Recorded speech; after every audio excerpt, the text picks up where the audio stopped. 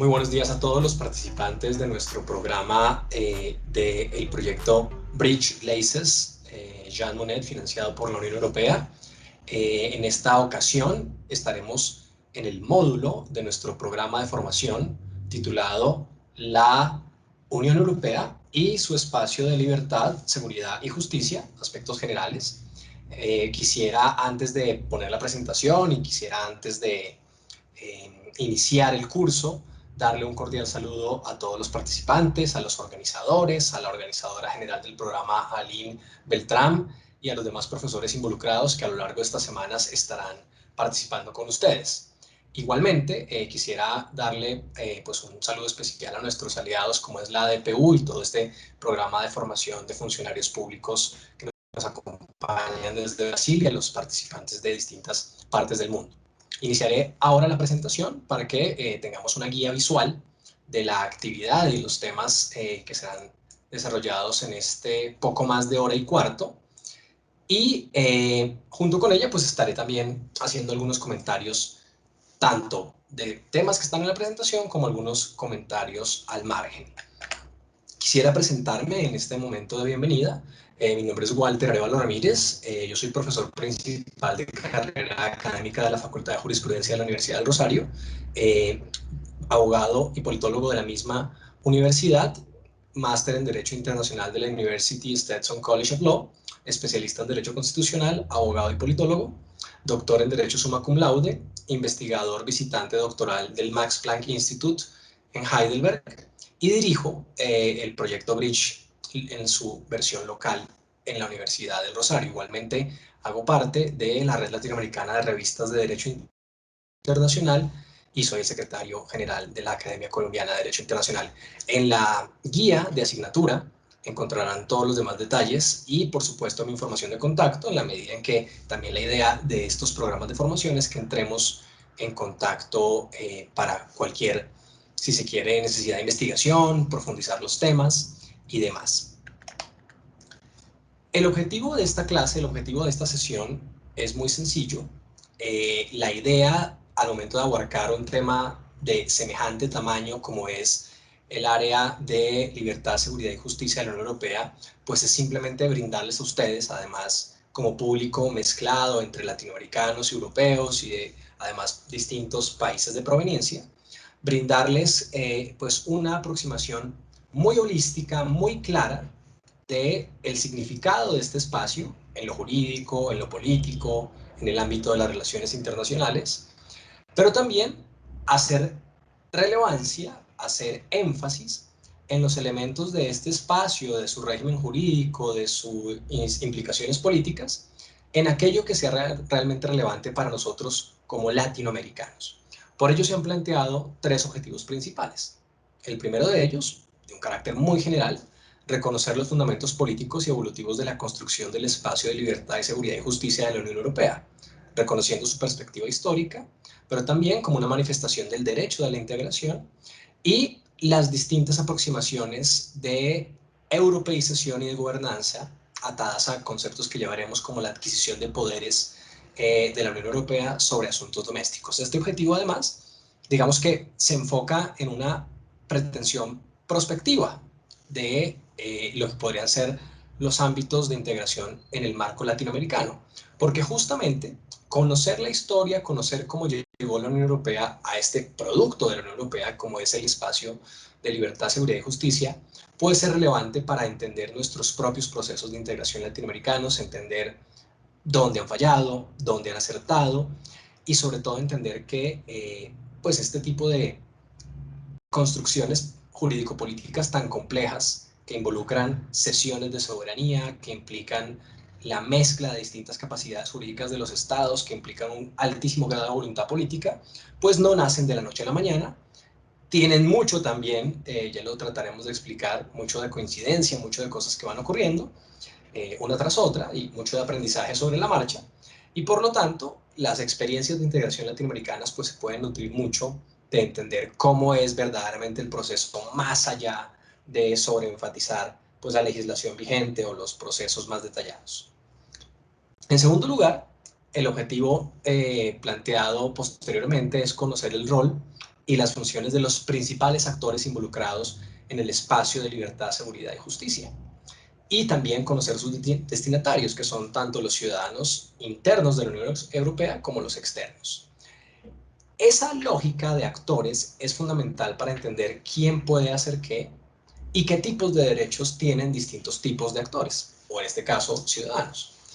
Finalmente, también se busca enfatizar, lo decimos ya, cuál es el rol, cuál es la relación de este espacio de libertad, seguridad y justicia frente a terceros países. Cómo estas medidas que se van dando en el contexto de este espacio, las medidas económicas, las medidas migratorias, las medidas de asilo, las medidas de regulación del trabajo extranjero, pues se relacionan con las dinámicas propias de lo que llama el régimen los terceros países. Con esos objetivos entonces en mente, haría, antes de enfocarme ya en algunos de los puntos que dividiré también desde el punto de vista de las generalidades, enfocaremos también mucho de la presentación en el régimen de migración, de asilo, de trabajo, quisiera enfatizar que ustedes accedieron, y digamos que esa es la dinámica propuesta para el documento y para la clase, ustedes accedieron a 4 documentos.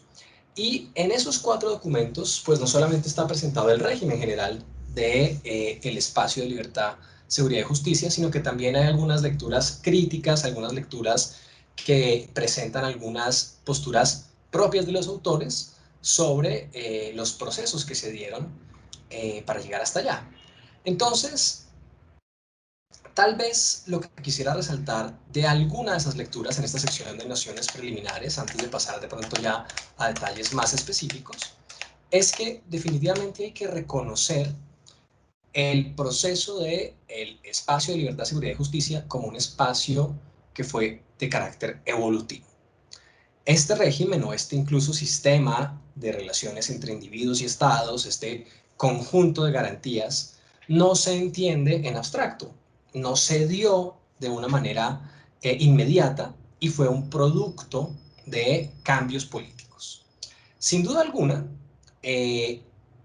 el punto de partida o lo esencial para entender la vocación de éxito del espacio de libertad, seguridad y justicia de la Unión Europea es entender algo que hay veces incluso en Latinoamérica no se aplica bien cuando se está buscando crear un sistema de integración.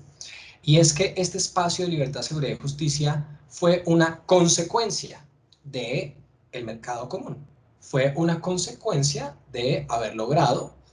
una zona de mercado común, con excepciones arancelarias comunes, con intenciones monetarias similares, y que una vez ese modelo, el modelo heredado de lo que ustedes ya en las sesiones preliminares escucharon como la Comunidad Económica del Carbón y del Acero, una vez ese modelo dio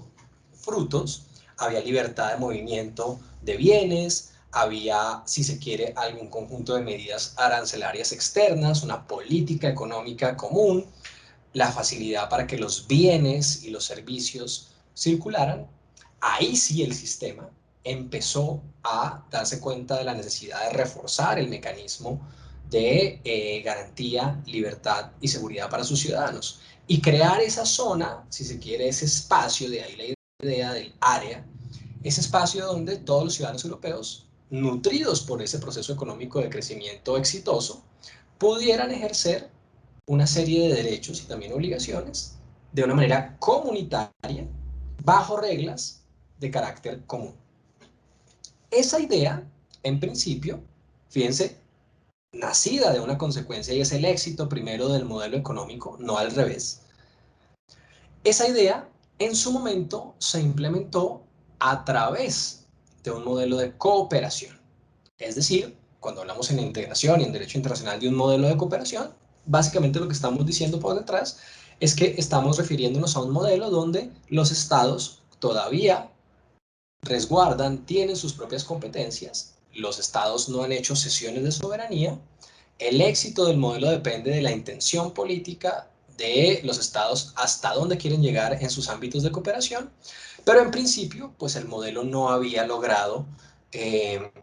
justamente crear instituciones sólidas dentro del marco europeo instituciones verdaderamente legales de carácter europeo, de derecho europeo, y estaba basado muy en la cooperación, en instrumentos bilaterales y multilaterales de cooperación que reforzaran esa posibilidad de un espacio de libertad de movimiento, de cooperación en seguridad y cooperación en justicia. Eso también fue parte de la experiencia, y posteriormente, cuando el mismo sistema de la Unión Europea se va modernizando, acuérdense que los tratados de la Unión Europea van teniendo cambios y van teniendo evoluciones, pues se habló entonces de un pilar, que era el pilar de la cooperación, y después de su depilarización, en el contexto del área de libertad, seguridad y justicia, es decir, abandonar la idea de que este proceso debía y solamente tenía que completarse a través del concepto de cooperación. Para entonces decir, no, el espacio de libertad, seguridad y justicia no será un asunto única y exclusivamente de cooperación bilateral, intergubernamental, sino que necesariamente tiene que estar en los instrumentos jurídicos de la Unión Europea, estar en el tratado constitutivo, estar en el tratado de funcionamiento y sobre todo dotar a los órganos del sistema, la Comisión, el Parlamento y demás, de capacidades para implementarlo. Es ahí entonces donde el sistema se convierte en un verdadero sistema de derecho internacional público, claro, no solamente limitado a la cooperación intergubernamental, sino que además es donde aparece ahora sí una robustecida capacidad de la Unión Europea para implementar medidas que lleguen a lo laboral, que lleguen a los derechos humanos, que lleguen a la política de asilo, y no solamente quedar en una idea de que el movimiento, la libertad, la seguridad y la lucha contra el crimen, protegiendo una frontera externa, es un asunto de mera cooperación. Entonces, es ahí donde entonces vamos a continuar con nuestro primer énfasis y continuar con nuestra explicación de las capacidades de este sistema. Voy a reiniciar la presentación. Entonces, iniciemos con la profundización, si se quiere, ahora sí, delimitación, definición de nuestro espacio de libertad y seguridad y justicia, haciendo hincapié en algunas generalidades y algunos de los elementos esenciales de este sistema. El Tratado de la Unión Europea actualmente dota a el área de libertad, seguridad y justicia de una mayor importancia, como les comentaba al inicio, de lo que le dio el proceso de mercado común y de lo que le dieron originalmente las primeras formas de el tratado como pues o del sistema, como podría ser el tratado de Niza. Y a partir de 2009 pues varios cambios se incluyeron para fortalecer y realmente crear en un sentido jurídico internacional este espacio de libertad, seguridad y justicia, como fue democratizar a través de los órganos de la Unión Europea el modelo de decisión y de toma de decisiones, y justamente reducir la liberalidad de los estados en el ámbito de la cooperación, sobre todo también a través de balances jurídicos como la posibilidad de la Corte de Justicia de la Unión Europea de tener un rol, si se quiere, de control de la implementación de las medidas del espacio de libertad, seguridad y justicia en las legislaciones nacionales. Igualmente, desde el punto de vista ya jurídico, una vez este asunto no era de mera cooperación, sino un asunto específico en el Tratado de la Unión Europea y en el Tratado de Funcionamiento de la Unión Europea, también se entendió que en la interpretación le eran aplicables todos los estándares, todos los elementos que constituían el sistema europeo de derechos humanos, como la Carta de Derechos Fundamentales de la Unión Europea, pero además la Carta Europea de Derechos Humanos en el sistema de Estrasburgo, que son elementos interpretativos que no deben desconocerse al momento de aplicar las medidas de este sistema, como pueden ser las medidas tanto de asilo, de migración, de derechos laborales y de cooperación penal, que en su momento mencionaremos. Desde el punto de vista jurídico y desde el punto de vista inicial, el Tratado de la Unión Europea, en el artículo 3.2, establece los objetivos principales de la Unión Europea. Y dentro de ellos es donde crea la noción del espacio de libertad, seguridad y justicia. Además, en los artículos relativos al mercado interno, el espacio de libertad, seguridad y justicia ya es también, en la versión moderna del tratado, una finalidad misma del mercado interno y de la Unión Europea. En el Tratado de Funcionamiento de la Unión Europea, el título quinto es aquel que se dedica al desarrollo del espacio de libertad, seguridad y justicia. Y es aquel que establece que, claro, este es un espacio comunitario de protección a las libertades, de seguridad comunitaria para la lucha a las amenazas externas e internas y de cooperación judicial, pero que además es el espacio que crea las competencias o en el que se desarrollan las competencias mejor de la Unión Europea en materia de asilo y migraciones, de cooperación jurídica o judicial en materias civiles, de cooperación en materia penal y en materia policial. Es allí de pronto donde uno empieza a notar, si se quiere, las diferencias pequeñas entre lo que podría ser la zona Schengen, que de pronto es el espacio de movimiento, o las estructuras propias de cooperación judicial, o, por ejemplo, las estructuras propias de cooperación policiva y migratoria, como puede ser Frontex, la Agencia de Fronteras Externas de la Unión Europea. Pero fíjense que en últimas todas esas manifestaciones son simplemente un subproducto de ese título quinto del Tratado de Funcionamiento de la Unión Europea, que dota a la organización internacional de estas competencias que desarrolla a distintos niveles. Desde el punto de vista de unas salvedades jurídicas pequeñas, ustedes saben que algunos estados tienen algunos mecanismos de afiliación o desafiliación a este sistema. Entonces hay estados que de pronto no hacen parte de todos los elementos del sistema, como es Dinamarca, y de todas maneras saben que hasta cuando el Reino Unido hacía parte, él había activado los mecanismos de opt-out de algunas de las reglas, como podrían ser pues justamente algunas de las reglas relativas a el tránsito de terceros países con un sistema común de visas. Esas no son más sino manifestaciones de la capacidad de negociación de los estados aún dentro del sistema, pero el sistema es plenamente vinculante y sigue siendo plenamente desarrollado por la Unión Europea. Con eso dicho, podríamos entonces abordar como la fuente principal de la normatividad el artículo 67 del Tratado de Funcionamiento de la Unión Europea, el artículo 67, el cual establece ya no solo la definición que ya abordamos del espacio de libertad, seguridad y justicia, sino que establece sus objetivos específicos. En primer lugar, la Unión Europea en sí misma debe ser capaz de crear un espacio de libertad, seguridad y justicia en donde se respeten los derechos humanos de todas las personas, pero que además se pueda dar deferencia y se dé desarrollo a las distintas tradiciones legales de los estados parte. Esto implica, entonces, que el sistema no solamente tiene la obligación de la protección de los ciudadanos pertenecientes a la Unión Europea, que el sistema no solamente está inspirado por el Sistema Europeo de Derechos Humanos, sino que además tendrá que crear mecanismos, que más adelante mencionaremos algunos de ellos o algunos casos, mecanismos en donde los sistemas jurídicos nacionales tengan un rol y los sistemas jurídicos nacionales participen del sistema de una manera activa, pero no queden absolutamente relegados. Es decir, la cesión de soberanía en materias tan delicadas como justamente migraciones, asilo, trabajo de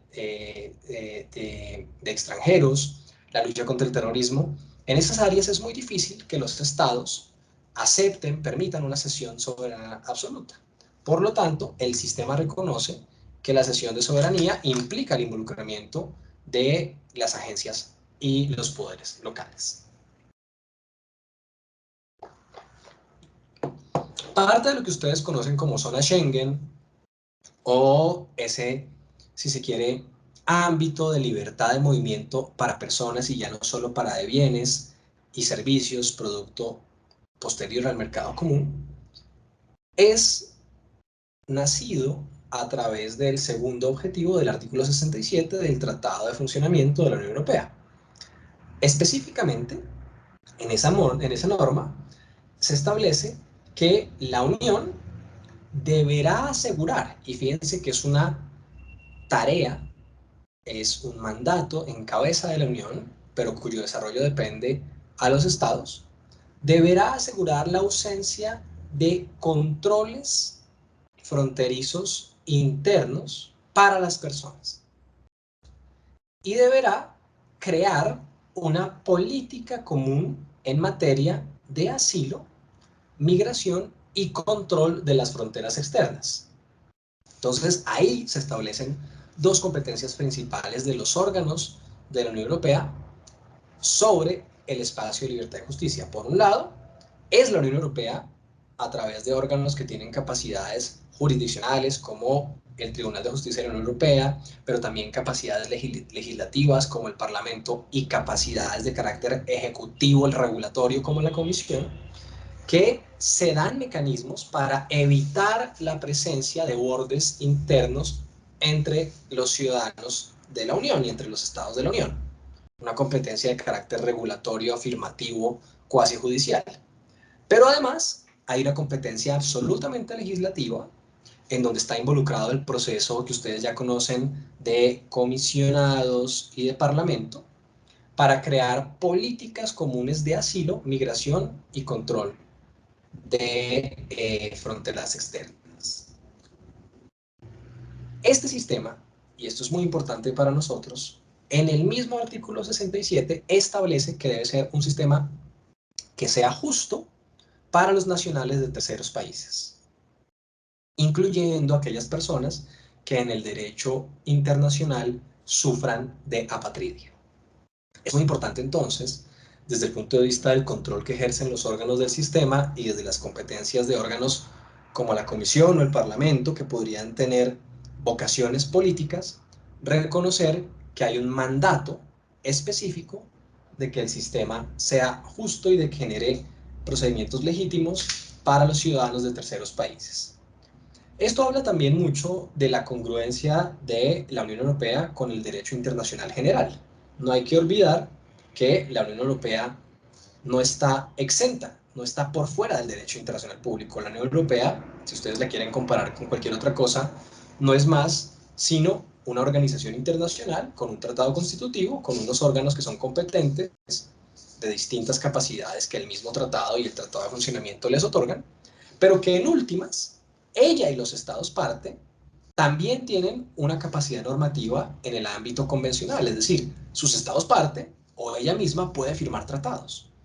Entonces, los estados parte de la Unión Europea siguen estando vinculados a otros tratados, como la Convención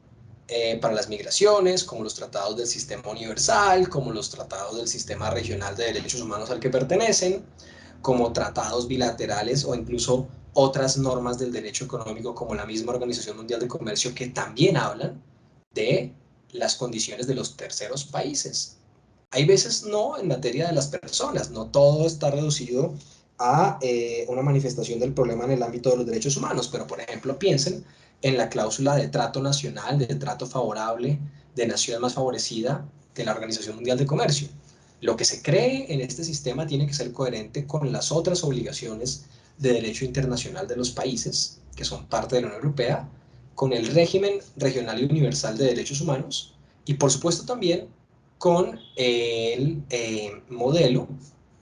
de obligaciones migratorias que establece una convención bastante ratificada como la Convención sobre los Derechos de los Migrantes. Entonces, ahí hay en el artículo 67 una referencia abierta, no explícita, al derecho internacional público, que sería el que establecería cuáles serían las otras formas de saber qué es o qué no es una regulación justa para los participantes de terceros países. Adicionalmente, desde el punto de vista normativo, existe un tercer objetivo principal, existe un tercer elemento esencial, que es la tarea de la seguridad. El espacio, aunque está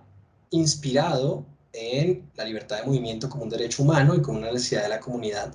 y también está inspirado en el régimen europeo de derechos humanos, necesariamente es una tarea de seguridad. Hay que asegurar varias cosas. Hay que asegurar el mercado común, hay que asegurar la vida, integridad y dignidad de los nacionales y también hay que asegurar el Estado. Entonces, en este punto fue donde se fueron ampliando las, si se quiere, competencias de la Unión para rebasar la mera idea de que la potestad era cooperativa y llegar ya, como ocurre en el Tratado de Lisboa, a entender que existen competencias concretas de órganos de la Unión Europea en la misma materia de seguridad. Entonces, el mismo Tratado de Funcionamiento, en el mismo título quinto, establece esta serie de competencias en materia de seguridad. Competencias están delimitadas a medidas para prevenir y combatir el crimen, el racismo, la xenofobia y medidas y normas que faciliten la cooperación policial y que faciliten la cooperación judicial y la de aquellas otras agencias que sean competentes. Un elemento esencial del espacio de libertad y seguridad y justicia es que es un espacio de derecho, es un espacio jurídico, es un espacio que funciona a través de las normas, no de la mera cooperación política, no de la mera voluntad política. Por ello, como espacio en ese contexto, establece algunas, si se quiere, vocaciones u objetivos el tratado, que después se van a desarrollar en una serie de normas comunitarias relativas al reconocimiento de sentencias en materia penal y a el acercamiento en el contenido de las normas penales. El elemento de la cooperación judicial es fundamental para que sentencias penales puedan ser ejecutadas en otros estados, pero también para que justamente la vocación de seguridad sea posible. Si las agencias policivas no persiguen los mismos crímenes, si no se comparten la misma información, si no tienen las mismas capacidades, pues más allá de que no existan fronteras internas, pues será imposible controlar las amenazas externas como el terrorismo o el narcotráfico. En ese mismo contexto, y si el supuesto es que hay una libertad de tránsito, pues para las personas que se benefician de esta libertad de tránsito, hay que generar algunas garantías jurídicas. Esas garantías jurídicas están también planteadas en los objetivos del artículo 67 y son básicamente dos. La posibilidad de que los ciudadanos tengan acceso a la justicia en todos los territorios de los otros estados a los que transitan y que además exista un mutuo reconocimiento de decisiones judiciales. El reconocimiento mutuo de decisiones y de situaciones judiciales es fundamental para un espacio de libertad, seguridad y justicia. Si los derechos que yo he adquirido en un Estado y que un Estado reconoce en todo ámbito, como mis derechos personales, mis derechos patrimoniales, mi estatus personal, no son reconocidos en otro Estado, pues de nada termina sirviendo la posibilidad de movilizarme para hacerme residente en otro espacio, para hacerme residente en otro territorio. Entonces hay una específica afirmación de el reconocimiento judicial de sentencias. En el contexto mismo de esta introducción muy general a las potestades de la Unión Europea y a su régimen legal que regula el espacio de libertad, seguridad y justicia, pues habría que mencionar algunas ventajas, algunos productos, algunas, si se quieren, logros que se dieron en el desarrollo del espacio de libertad, seguridad y justicia,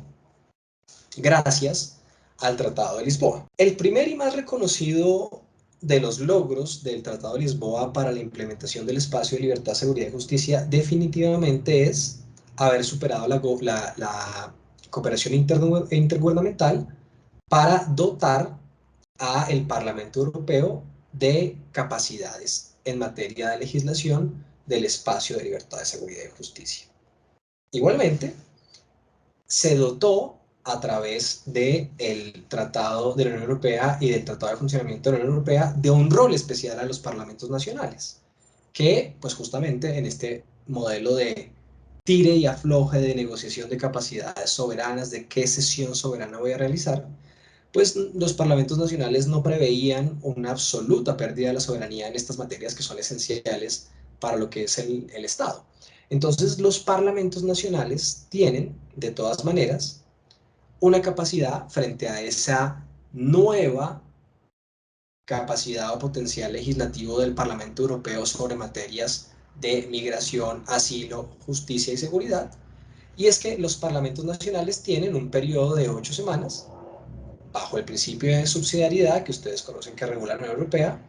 para presentar sus comentarios de una propuesta legislativa que produzca el Parlamento Europeo. Así, entonces, también se evita que después productos normativos nacionales que contradigan, por ejemplo, la política de fronteras, que contradigan la política migratoria, que contradigan la política de asilo, sean sometidos a un procedimiento de anulación ante el Tribunal de Justicia de la Unión Europea. Y es ahí donde justamente existe una tercera competencia bastante desarrollada a cargo del Tribunal de Justicia de la Unión Europea. Y es que él ahora tiene, desde 2014, la posibilidad de producir sentencias preliminarias en todos los aspectos del espacio de libertad y justicia relativas a todas las decisiones judiciales de los estados, a todas las actuaciones normativas de los estados y a todas las actuaciones de los agentes de los estados. Es decir, el verdadero y final vigilante de la adopción de las medidas del espacio de libertad y seguridad y justicia por parte de los estados es ahora la Corte de Justicia de la Unión Europea, a través de pues sus potestades de sentencias preliminares. Con este marco normativo ya desarrollado, vale la pena hacer un breve comentario a algunos de los elementos que encontraron en las lecturas de carácter analítico que estaban en su programa. Fíjense cómo una de las lecturas, la primera lectura del programa, mencionaba una posible crítica o una posible discusión alrededor del supranacionalismo y la dificultad que podría generar la implementación de estas nuevas potestades del Parlamento, la Comisión y el Tribunal Europeo de Derechos Humanos, en la medida en que al generar competencias que ahora están en los órganos de la Unión Europea, se pudiera generar un gap o un vacío de protección en materia de derechos humanos en el ámbito local y sobre todo en el ámbito local para los ciudadanos de terceros países, cuando los asuntos internos ya no son controlados por órganos nacionales. ¿En dónde nace esta crítica o en qué consiste? Es una crítica de un ámbito pues muy localista, es una crítica de una postura absolutamente un poco basada en la noción de que solo funcionan las cosas que están en el Estado y que están cerca y que están reguladas localmente. Y entonces es una crítica que han promovido aquellos partidos en los distintos estados de la Unión Europea que consideran que al poner las potestades regulatorias, por un lado, en la Comisión y en el Parlamento, pero sobre todo las potestades de control en el Tribunal de la Unión Europea, pues se dificulta el acceso día a día de los ciudadanos de a pie a acciones que puedan, en dado caso, reclamar una violación de sus derechos, tanto los contenidos en el ámbito nacional como los contenidos en el ámbito internacional. Esta crítica pues desconoce que por supuesto los tribunales nacionales, como los de menor jerarquía como los de mayor jerarquía, están obligados a lo que en otros ámbitos o en nuestro ámbito, por ejemplo latinoamericano, llamamos el control de convencionalidad. Los jueces, como los agentes del Estado, en el Estado son los primeros llamados a hacer cumplir el Tratado de la Unión Europea. No significa que porque un órgano de cierre como el Tribunal de Justicia de la Unión Europea o el Parlamento Europeo sean los últimos con la capacidad normativa, estas personas que acceden a los tribunales nacionales queden desamparados porque esas normas sean inaplicables por esos tribunales. Todo lo contrario. Los tribunales nacionales de Alemania, de Francia, de Italia, del país que ustedes quieran que sea parte de la Unión, están obligados a implementar esas normas, que acuérdense que desde el punto de vista del derecho internacional, al ser un tratado internacional, son vinculantes para todos los agentes del Estado y se entienden incorporadas a la legislación interna. Lo que sí es cierto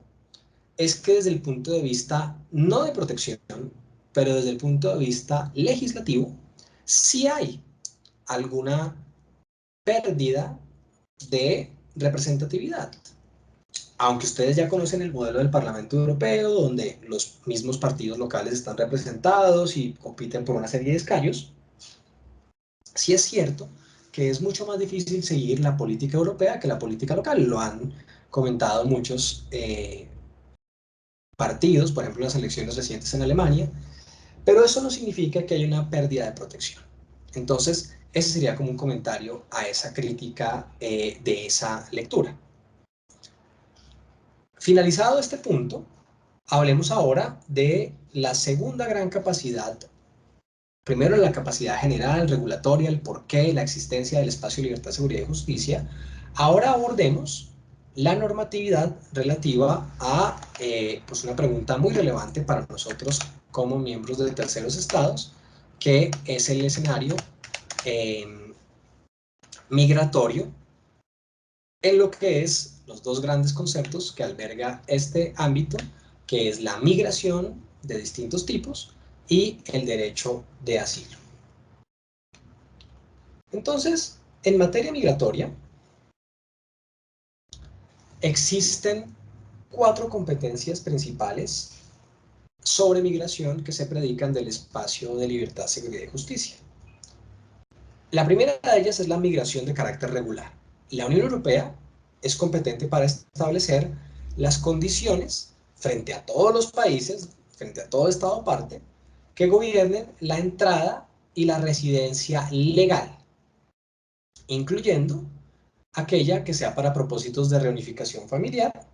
de todos aquellos que son nacionales de terceros estados. Es decir, los estados parte retienen la competencia de los volúmenes de admisión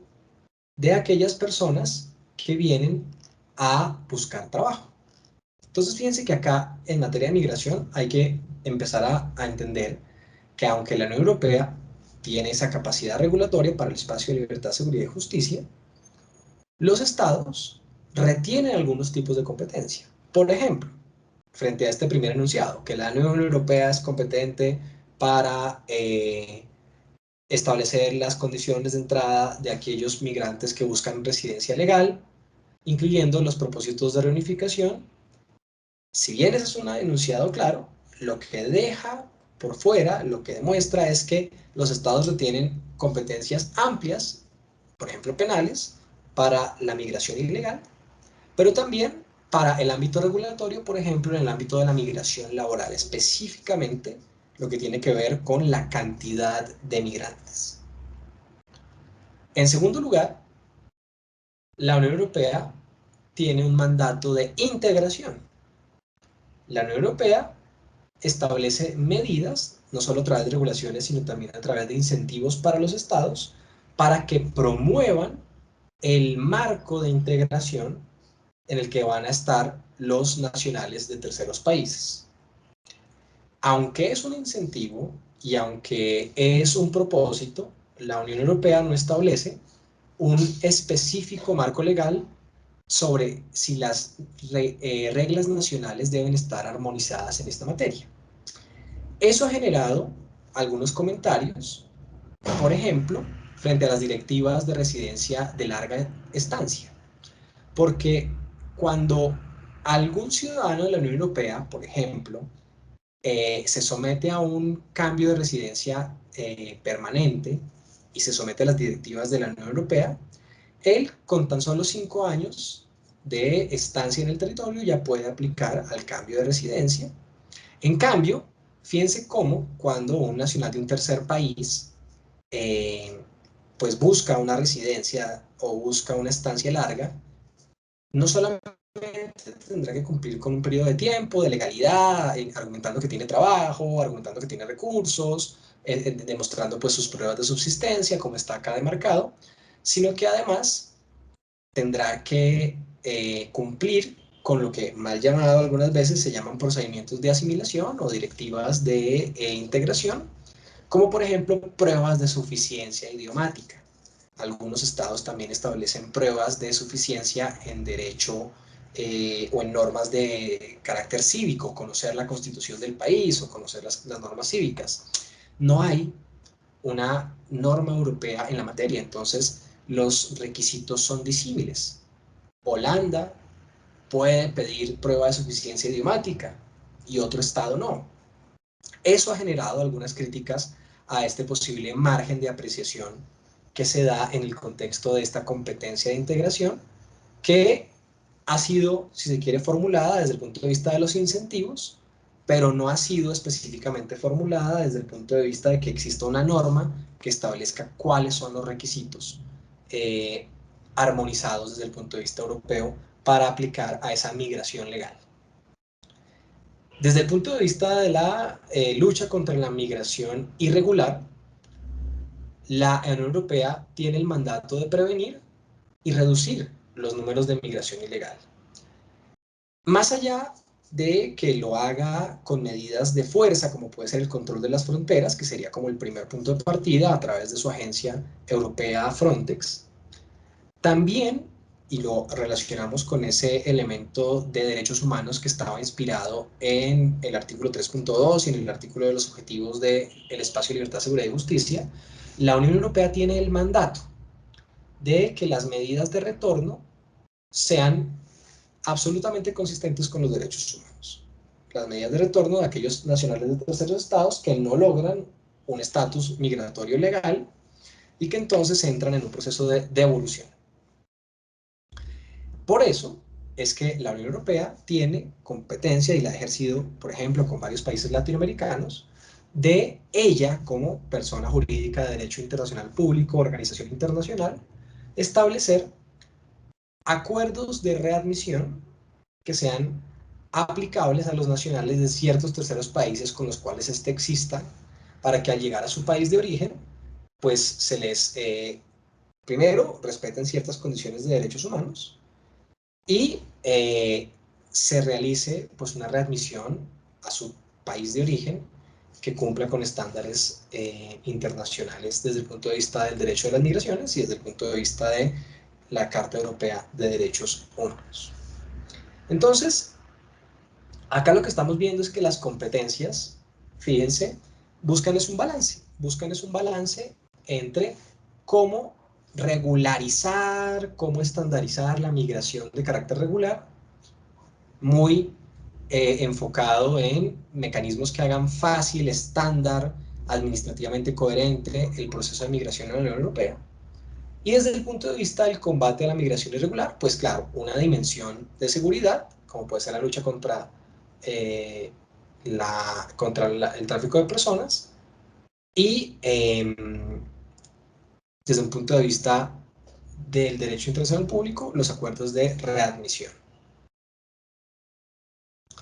En este punto, valdría la pena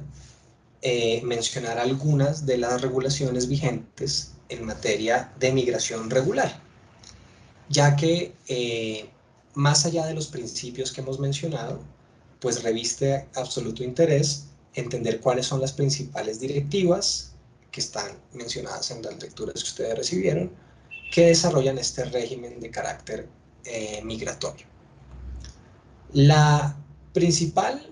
directiva desde el punto de vista de la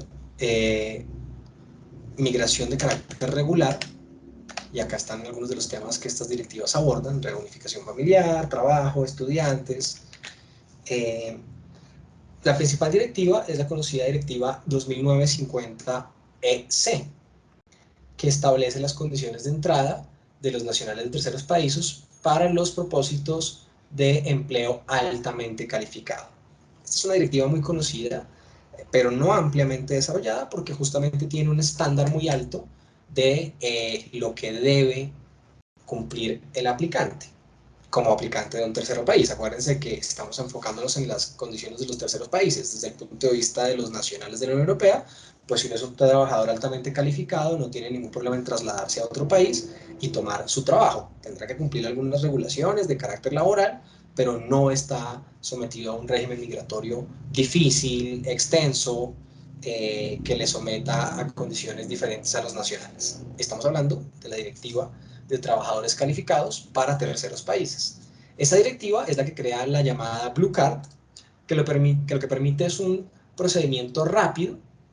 para que se produzca un permiso especial de residencia y un permiso especial de trabajo para quienes sean trabajadores de terceros países altamente calificados en sus estados y que vienen ahora a buscar un trabajo altamente calificado o son transferidos por sus compañías a la Unión Europea. La implementación de esta directiva tuvo un balance en 2014 y realmente identificó que eh, aunque había sido utilizada por los estados parte, imponía unos topes de salario bastante altos para poder entrar a ella y de todas maneras, como se basaba en la preexistencia de un contrato, por ejemplo, que el trabajador estuviera contratado en una compañía europea en Asia o en América Latina y que fuera transferido por ser un trabajador altamente calificado, pues presumía la existencia de una serie de relaciones contractuales que no siempre se dan en la migración regular. Entonces, era una directiva básicamente hecha a la medida de grandes gerentes, de grandes expertos, de grandes técnicos, pero que, digamos, no democratizaba mucho el acceso al trabajo y la migración regular. Por lo tanto, el Parlamento y el Consejo de Europa, el Consejo Europeo, perdón, básicamente decidieron buscar una reforma para evitar tanto la existencia de topes altos de salario en el proceso de postulación para la Blue Card, como la necesidad de demostrar una preexistencia del contrato en los estados de origen, e igualmente, pues la regulación original de la directiva no establecía un mecanismo claro de coordinación para evitar que en los terceros países se tuvieran que cumplir unos requisitos de salida y después, aparte de cumplir con la legislación europea, el postulante tuviera que cumplir con una gran y engorrosa cantidad de normas locales. Entonces, básicamente habría esquemas nacionales paralelos, el de salida, el europeo y el esquema nacional donde el postulante llegara, y eso está buscando el Parlamento y el Consejo todavía abolirlo en una reforma a la Directiva 2950. Pero ¿cuál es la conclusión? Existe una directiva de Blue Card a la que suelen aplicar las personas altamente calificadas, requiere unos procedimientos específicos de acreditación de altos ingresos, de transferencia del país de origen a un país de destino donde ya esté siendo buscado laboralmente, una transferencia de su compañía, básicamente, y está siendo reformada. En cambio, la que ha sido pues desarrollada para otras finalidades, un poco más democratizada, un poco más en búsqueda de la fuerza de trabajo, la fuerza laboral amplia, trabajadores de distintos orígenes, ha sido la directiva llamada la Single Permit Directive, la directiva de permiso singular o único, la directiva 2011-98 de la Unión Europea, que establece un marco común para la aplicación de nacionales de terceros países a un proceso de residencia y de trabajo en cualquier estado parte, como los derechos que se le deben garantizar a estos migrantes. Esa directiva tuvo un reporte de implementación en 2019 y básicamente demostró que era una directiva relativamente bien desarrollada, que lo que hacía era estandarizar el proceso a través del cual todos aquellos que sean residentes de terceros países y que busquen un trabajo en la Unión Europea tengan una estandarización de qué tipo de documentos serán solicitados, cuáles son los requisitos que se les presentarán. Eso se ha logrado, esa estandarización, para que todos los países pidan lo mismo. Pero en cambio, lo que sí ha fallado es el proceso de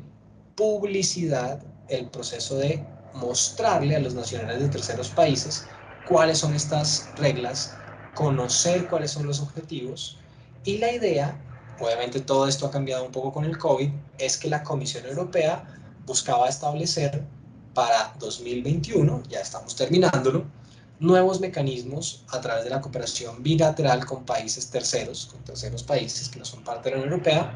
mecanismos de difusión de estas normas para que sus nacionales, por ejemplo, migrantes brasileños, colombianos, panameños, argentinos, conocieran este tipo de normativas de una manera mucho más directa y pudieran aplicar de una manera mucho más clara.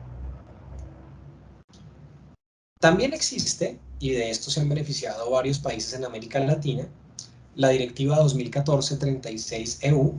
que también es reciente. Estamos tratando de hacer un barrido por las normativas más recientes, que es la directiva relativa a los trabajadores de terceros países que buscan entrar a la Unión Europea con propósitos de empleo como trabajadores temporales o por temporadas. Esto es bastante importante para la economía europea porque hay épocas de la producción agrícola, hay épocas de la producción turística, hay épocas de distintos sectores en la Unión Europea que necesitan trabajadores migrantes solo por temporadas. Esa directiva, 2014-36/EU, ha agilizado el formato a través del cual estas personas pueden aplicar y ha establecido que el periodo de un trabajador migrante de carácter temporal es entre 5 a 9 meses, dependiendo de lo que necesite cada estado, dependiendo del sector económico. Una cosa son los viñedos, otra cosa es la agricultura en el sur de Europa, hacia el Mediterráneo. Cada estado establece cuál sería, si se quiere, la convocatoria para necesitar trabajadores migrantes. Y además, cada estado establece la cuota de cuáles serían el número de los trabajadores migrantes por temporadas que admitiría a través de este tipo de procedimiento de visado. Lo interesante de esta directiva es que establece que esos trabajadores de terceros países no hacen un cambio de residencia y siguen siendo residentes de sus terceros países. Esto es la diferencia enormemente de las primeras dos directivas, donde pues el migrante busca es realmente la residencia en un país europeo. Acá es un permiso de trabajo muy expedito, con unas garantías laborales reforzadas, estandarizadas, pero no se hace la persona residente de la Unión Europea. Con la situación del COVID, la Comisión Europea en 2020 pues estableció algunas guías para atender a estas personas que en algunos casos quedaron varados, en algunos casos quedaron pues en una situación de no poder completar su proceso de aplicación, pero pues realmente es una directiva que se ha visto enormemente afectada por la suspensión de los vuelos, por la suspensión de las migraciones. Igualmente, hay una directiva ya no solamente para ámbitos laborales, sino es una directiva que ustedes también conocen, que es la directiva 2016 EU 801, 2016 EU 801, que es la directiva que establece las condiciones de entrada y residencia de nacionales de terceros países para propósitos de estudio, entrenamiento, servicios voluntarios, pupelajes e investigación. Esta directiva adoptada en 2016 lo que hizo fue estandarizar los procedimientos y reemplazar los mecanismos de captación de estudiantil que antes eran absolutamente nacionales y ampliar el ámbito de aplicación no solamente para estudiantes, sino para otras actividades como el entrenamiento técnico, no solamente están inscritos en la universidad, para incluir esquemas de intercambio, para regularizar un fenómeno pues muy europeo en los últimos años como el au pair, y ha sido una directiva pues bastante exitosa porque básicamente es la que permite que hoy cualquier nacional de un tercer estado, no importa al país al que pretenda estudiar, encontrará una aplicación estandarizada que además le serviría para después tener un récord de transferencias y en el proceso de sus estudios pues decide, por ejemplo, terminarlos o complementarlos con otro estudio, hagan de cuenta hacer una maestría después un doctorado en otro estado distinto al que aplicó originalmente.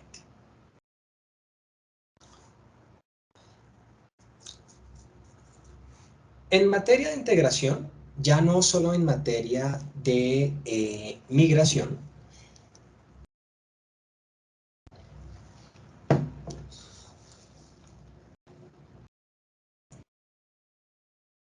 la Unión Europea ha establecido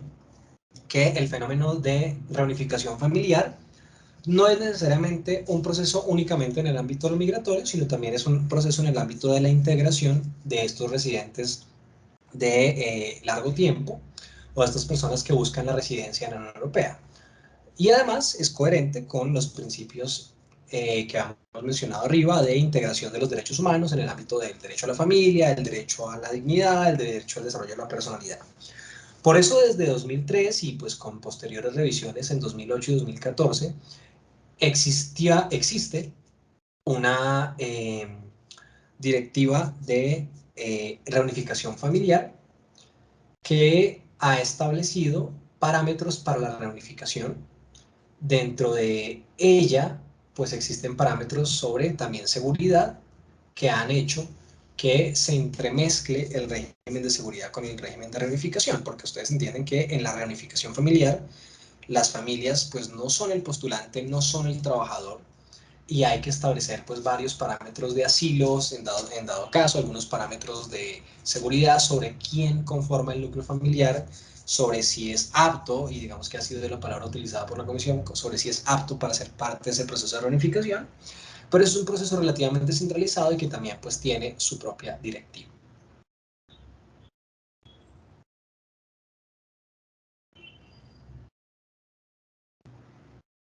Ya redondeando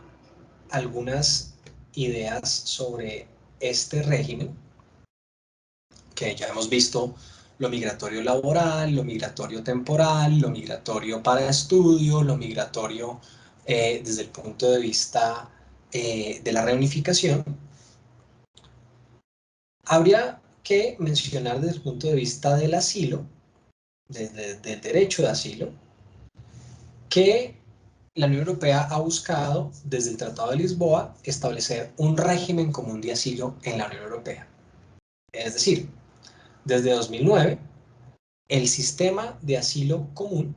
lo que pretende es que una persona asilada tenga los mismos derechos y el proceso de asilo sea el mismo en todas partes. La protección temporal y subsidiaria a la que accede esa persona que está buscando asilo sea la misma para todos los estados, y que además exista una directiva sobre cuáles son las calificaciones que deben dar los estados para la solicitud de asilo. Acuérdense que el asilo, desde el punto de vista del derecho internacional clásico, es un derecho del Estado en el que el derecho del Estado se ejerce de una sola manera, y es que el Estado establece si la solicitud de asilo es o no aprobada, y en dado caso, pues ejerce su derecho a no permitirle el acceso al ciudadano al territorio.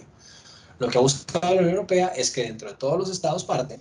pues esas calificaciones sean las mismas. ¿Cuáles son las causales de rechazo o cuáles son las causales de admisión de una solicitud de asilo? Dentro de ese punto, la Unión Europea, la Comisión, la directiva sobre la calificación del asilo, pues han sido implementadas exitosamente, y también se han complementado con las normas, las directivas que ya hemos mencionado sobre las garantías de retorno, que si se quiere es una de las consecuencias difíciles para el régimen de las migraciones y el régimen del asilo, y es en dado caso de no aceptar al migrante o de no aceptar la solicitud de asilo, ¿cómo lo devuelvo legalmente a su territorio? Con eso terminamos el punto de migraciones y asilo, y simplemente valdría la pena hacer alguna referencia a el ámbito de seguridad, fronteras y justicia. El artículo 3.2 que hemos mencionado, que desarrolla el espacio de libertad, seguridad y justicia, es el que da después cabida al artículo 77 del Tratado de Funcionamiento de la Unión Europea, y es el que establece pues la vocación legal actual del espacio Schengen, que es un espacio interno sin controles migratorios. Es un espacio interno que entre los países miembros no debe existir una actividad de control migratorio. Desde el punto de vista legal existe un código, el Schengen Border Code, que es básicamente el pilar de este procedimiento de administración de ese espacio, que es el que establece cuáles serían detenciones ilegales, cuáles serían controles migratorios ilegales o admitidos, cuáles serían admisibles en dado caso, por ejemplo, de una emergencia, de una actividad contra el terrorismo. Y lo fundamental es el sistema de información Schengen, el SIS.